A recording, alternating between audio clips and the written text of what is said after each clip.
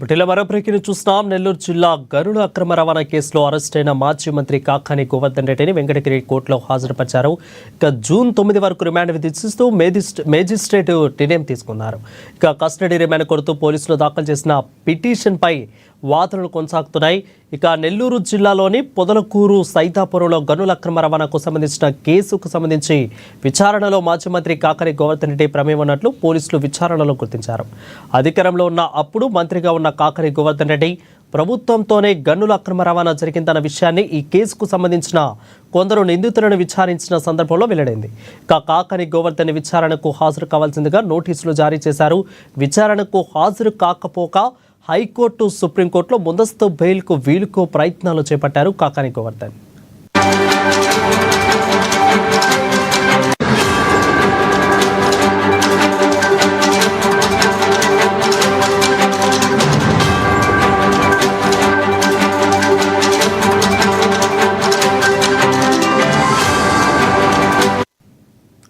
ఇక ఉగాది పండుగ రోజు నుంచి విచారణకు తానే వస్తున్నానని చెప్పిన గోవర్ధన్ రెడ్డి హైకోర్టులో ముందస్తు బెయిల్ లభించకపోవడంతో పరారయ్యారు.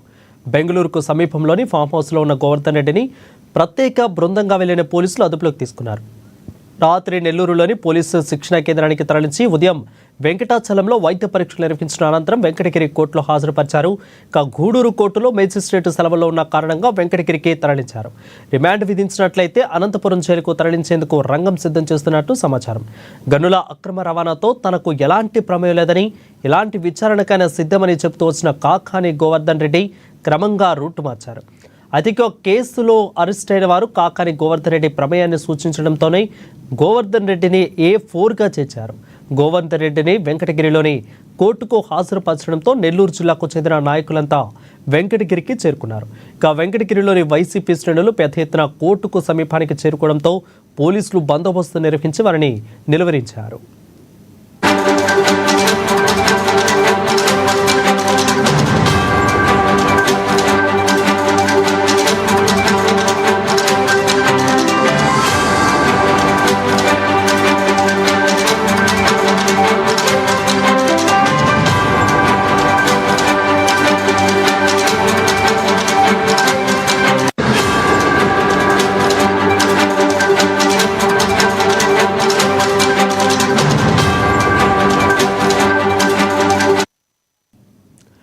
ఇక నెల్లూరు జిల్లా గనుల అక్రమ రవాణా కేసులో అరెస్ట్ అయిన మాజీ మంత్రి కాకాని గోవర్ధన్ రెడ్డిని వెంకటగిరి కోర్టులో హాజరుపరిచారు. జూన్ 9 వరకు రిమాండ్ విధిస్తూ మేజిస్ట్రేట్ నిర్ణయం తీసుకున్నారు. దీనిపై మరింత సంవత్సరం మా నెల్లూరు ప్రతినిధి శ్రీధర్ అందిస్తారు. శ్రీధర్, చెప్పండి, ఇప్పుడు ప్రజెంట్ ఎలా ఉంటుంది, ఆయన యొక్క పరిస్థితి ఎలా ఉంది? వైద్య పరీక్షలు అయితే నిర్వహించి ఇటు పోలీసుల కస్టడీలో అయితే ఉంచినట్లు తెలుస్తోంది. ప్రజెంట్ పరిస్థితి ఏంటి అసలు?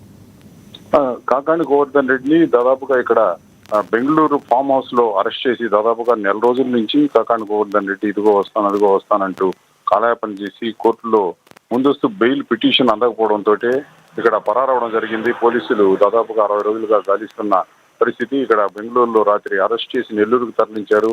నెల్లూరులో రాత్రి పోలీస్ శిక్షణా కేంద్రంలో కాకాని గోవర్ధన్ రెడ్డిని ఉంచడం జరిగింది. ఉదయాన వెంకటగిరిలోని ఆసుపత్రిలో వైద్య పరీక్ష నిర్వహించిన అనంతరం వెంకటగిరి మున్సిపల్ కోర్టుకు హాజరుపరిచారు. వాస్తవంగా గూడూరు కోర్టుకు హాజరుపరచాల్సిన పరిస్థితి ఉండగా అక్కడ ఫస్ట్ క్లాస్ మేజిస్ట్రేట్ సెలవులో ఉండడంతో ఇక్కడ మున్సిపల్ మేజిస్ట్రేట్ ముందు హాజరుపరిచారు. ఈ నెల 9 వరకు 14 రోజులు రిమాండ్ విధిస్తూ కోర్టు నిర్ణయం తీసుకుంది. మేజిస్ట్రేట్ రిమాండ్ విధించారు. ఈ మేరకు గోవర్ధన్ రెడ్డిని పోలీసులు తిరిగి నెల్లూరు జిల్లా జైలుకు తరలించేందుకు, కేంద్ర కారాగారాన్ని తరలించేందుకు కూడా తీసుకొస్తున్నారు. ఇప్పుడే కోర్టులో కస్టడీకి సంబంధించిన వాదనలు కూడా జరిగాయి. ఇప్పుడే ముగిశాయి. ఇప్పుడు అక్కడి నుంచి వెంకటగిరి నుంచి గోవర్ధన్ రెడ్డి బయలుదేరడం జరిగింది. పోలీసులు నెల్లూరుకు తరలిస్తూ మార్గమధ్యంలో ఉన్నారు. ఇక్కడ మనం చూసినట్లయితే కోర్టుకు సంబంధించి గోవర్ధన్ రెడ్డి కోర్టుకు హాజరైన సందర్భంగా వైసీపీ నాయకులు, శ్రేణులు నెల్లూరు నుంచి, ఉమ్మడి నెల్లూరు జిల్లా కావడంతో నెల్లూరు నుంచి పెద్ద ఎత్తున అక్కడికి చేరుకున్నారు. అక్కడంతా కూడా గోవర్ధన్ రెడ్డి అరెస్టును నిరసిస్తూ కూడా నినాదాలు చేశారు. అయితే గోవర్ధన్ రెడ్డి రిమాండ్ విధించిన తర్వాత బయటకు వచ్చి ప్రజలకు అభివాదం చేస్తూ కన్నీటి పర్యంతం కూడా అయినారు. కార్యకర్తలు పార్టీ శ్రేణులంతా చెల్లించిపోయారు. అయితే ఇక్కడ ఈ కేసు నేపథ్యం చూస్తే దాదాపుగా గోవర్ధన్ రెడ్డి స్వయంకృతమైన చెప్పుకోవాలి. ఇక్కడ మనకు ఈ గనుల అక్రమ రవాణా కేసుకు సంబంధించి ఆయన మంత్రిగా ఉన్న కాలంలో నెల్లూరు జిల్లా నుంచి మంత్రిమండలిలో ప్రాతినిధ్యం వహిస్తున్న వ్యవసాయ మంత్రిగా ప్రాతినిధ్యం వహిస్తున్న కానీ గోవర్ధన్ రెడ్డి ఇక్కడ ముందు నుంచి కూడా అప్పటి నుంచి కూడా ఈ అప్పటి ప్రతిపక్షంలో ఉన్న సోమిరెడ్డి చంద్రమోహన్ రెడ్డి అక్రమ రవాణాలో మంత్రి హస్తం ఉందంటూ ఆందోళనకు దిగడం, ఆయన ఇక్కడ రుస్తుంజీ మైన్ ముఖ్యంగా ఇక్కడ గోవర్ధన్ రెడ్డి సొంత నియోజకవర్గమైన పొదలకూరులోని రుస్తుంజీ మైన్కి సంబంధించి ఆ లీజుదారులు రెన్యువల్కి పెట్టుకోవడం, వారి లీజుని కేటాయించకుండా వీరు అక్రమ రవాణా సాగించడం పట్ల పెద్ద ఎత్తున ఆందోళన వ్యక్తమైంది. ఎన్నికల ముందు ఈ నెల్లూరు జిల్లాలో ఇది ఒక వైరల్ అయిన అంశం. ఈ నేపథ్యంలో సోమిరెడ్డి చంద్రమోహన్ రెడ్డి ఇక్కడ ధర్నా చేస్తున్న నేపథ్యంలో కొంతమంది హిజ్రాలను రోడ్ షీటర్లను కూడా ఇక్కడ ఆందోళన దౌర్జన్యానికి పంపించడం జరిగింది. ఈ నేపథ్యంలో ఇక్కడ ఈ కేసుకు సంబంధించిన ప్రజాక్షేత్రంలో ఆగ్రహాన్ని వ్యక్తం ఎందుకు కాకాని గోవర్ధన్ రెడ్డి ఫస్ట్ ఉగాది తర్వాత వస్తాను, నేను అటెండ్ అవుతాను విచారణకు అని చెప్పి మళ్ళీ ఆ తర్వాత ఇటు హైకోర్టును కానీ రాష్ట్రంలో, ఆ తర్వాత కేంద్రంలో సుప్రీంకోర్టును కానీ ముందస్తు బెయిల్కి అప్లై చేయడానికి గల కారణాలు ఏంటి? అంటే అతడు ఒప్పుకుంటున్నట్టేనా, ఇండైరెక్ట్గా నేను ఉన్నాను అన్నట్లు ఒప్పుకుంటున్నట్టేనా? ఎందుకు భయపడాల్సిన పరిస్థితి అక్కడ వచ్చింది? ఎందుకంటే ఆల్రెడీ విచారణలో ఉన్న కొంతమంది కూడా ఈయన ప్రమాదం ఖచ్చితంగా ఉందంటూ కూడా చెప్తున్నారు. సో ఎందుకు ఈయన తప్పించుకునే ప్రయత్నం చేశారు? తాజా పరిస్థితులు ఈ వాదననే నిరూపిస్తున్నాయి. ఇక్కడ మనం చూసినట్టయితే గోవర్ధన్ రెడ్డి చాలా హుందాగా తనకు సంబంధం లేదు, నేను విచారణకు హాజరవుతానని పోలీసులకు తెలపడం, ఉగాది పండుగ అని చెప్పడం, ఉగాది పండుగ మరుసటి రోజు కుటుంబ ఫంక్షన్ అని చెప్పడం, ఆ తర్వాత తాను హాజరవుతున్నట్టు కూడా ఇటు మీడియా కూడా ఒక ఇంటర్వ్యూలో కొంత మీడియా కూడా ఇంటర్వ్యూలు ఇవ్వడం జరిగింది హైదరాబాద్లో.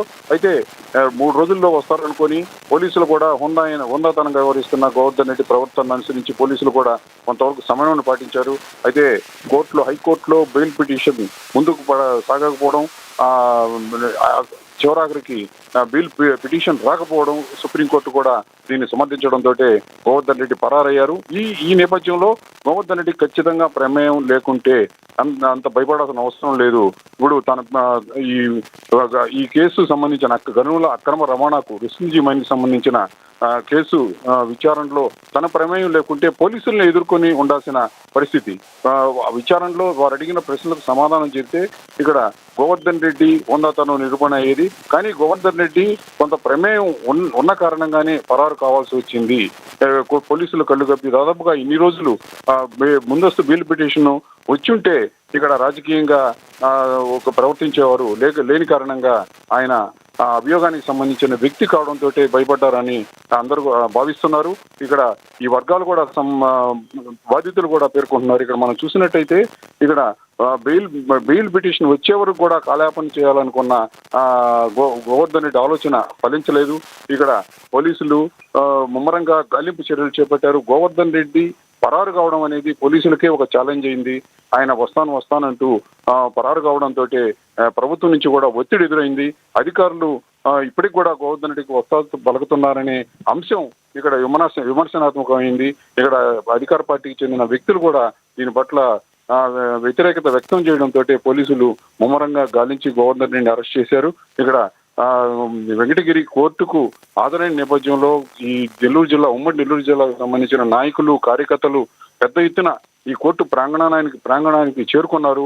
ఇక్కడ మనం చూసినట్టయితే నాయకులు రాత్రే గోవర్ధన్ రెడ్డి ఇంటి వద్ద ఉండే వైసీపీ జిల్లా కార్యాలయంలో విలేకరుల సమావేశం నిర్వహించి గోవర్ధన్ రెడ్డి అరెస్టును ఖండించారు. ఇదంతా ఉమ్మడి కూటమి ప్రభుత్వం గోవర్ధన్ రెడ్డి మీద రాజకీయ కక్ష సాధింపు చర్యగా జరుగుతుందని ఇక్కడ ఆందోళన వ్యక్తం చేయడం జరిగింది. అయితే దీనికి ముందుగానే కూటమి నాయకులంతా కూడా గోవర్ధన్ రెడ్డి ప్రమేయం లేకపోతే పోలీసులు A4 గా చేర్చే అవసరం ఏముంటుంది?